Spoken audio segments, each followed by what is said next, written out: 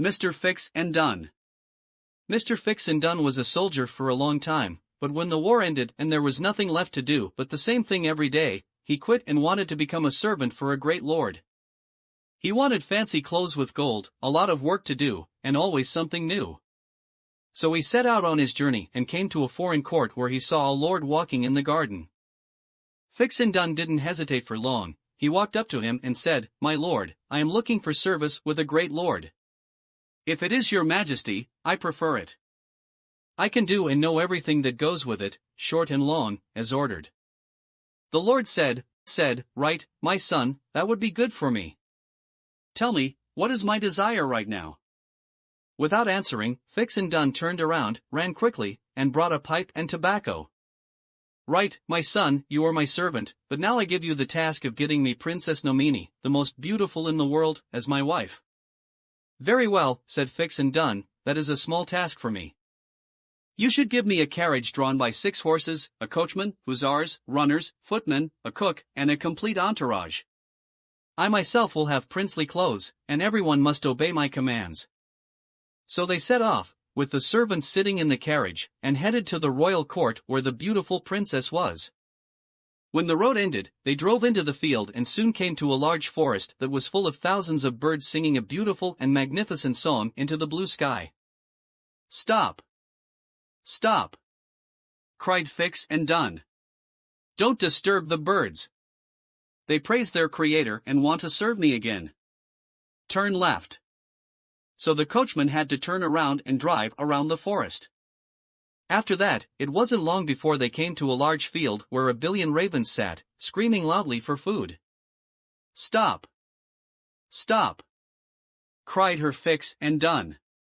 "Untie one of the horses in the front, take it to the field, and kill it so that the ravens can be fed. They shouldn't suffer hunger because of me." After the ravens were satiated, the journey continued, and they came to a river where there was a fish that was complaining pitifully, "For God's sake, I have no food in this bad swamp. Put me in a flowing water, and I will serve you in return." Before he finished speaking, Fix and Done had shouted, "Stop! Stop! Cook, take him in your apron, coachman, drive to a flowing water." Fix and Done got out and put the fish in the water, causing it to wag its tail with joy. Her Fix and Done said, "Now let the horses run quickly so that we can be in place by evening." When he arrived at the royal residence, he went straight to the best inn. The innkeeper and all his people came out, received him in the best way, and thought a foreign king had arrived when it was only a servant. But Fix and Done immediately registered with the royal court, tried to make himself pleasant, and asked for the princess's hand. "My son," said the king, "many suitors like you have been rejected because no one has been able to accomplish what I have imposed on them to win my daughter." "Well then," said Fix and Done, "just give me a real challenge, your majesty." The king replied, "I had a quarter of poppy seeds sown, can you bring them all back to me so that not a single grain is missing?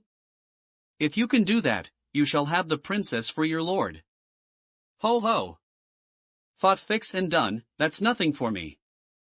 He then took a measuring cup, a sack, and snow-white cloths, went outside, and spread the cloths next to the sown field. Before long, the birds that had not been disturbed by their singing in the woods came and collected every single grain of seed, carrying them onto the white cloths. When they had gathered everything, Fix and Done poured it into the sack, measured it out, and brought it back to the king, thinking that the princess was now his. But no, the king said, "One more thing, my son. My daughter once lost her golden ring. You must bring it back to me before you can have her." Fix and Done was not worried and said, "Just show me the water and the bridge where the ring was lost, and I'll bring it back soon." When he arrived there, he looked down, and the fish that he had put in the river on his journey came swimming towards him. It lifted its head and said, "Wait a few moments, I'll go down. A whale has the ring under its fin, and I'll get it." The fish soon returned and threw the ring onto the shore. Fix and Done brought it to the king, who then said, "Now, one last thing. There is a unicorn in that forest that has caused much damage. If you can kill it, then nothing else remains." Fix and Done did not worry about this and went straight into the forest. There were the ravens that he had once fed, and they said, "Just wait a little longer. The unicorn is sleeping now, but not on its blind side. When it turns over, we'll pick out its good eye, and then it will be blind and run into the trees in its rage, impaling itself with its horn. Then you can kill it easily." Soon enough, the creature rolled over in its sleep and lay on its other side. The ravens flew down and pecked out its healthy eye. When it felt the pain, it jumped up and ran around the forest insanely, eventually getting stuck in a thick oak tree. Fix and Dun rushed over, chopped off its head, and brought it to the king. The king could no longer deny his daughter, so he handed her over to Fix and Dun, who got into the carriage with her in full splendor, drove to his lord, and brought him the loving princess. He was warmly received, and a magnificent wedding was held. Fix and Dun became the first minister.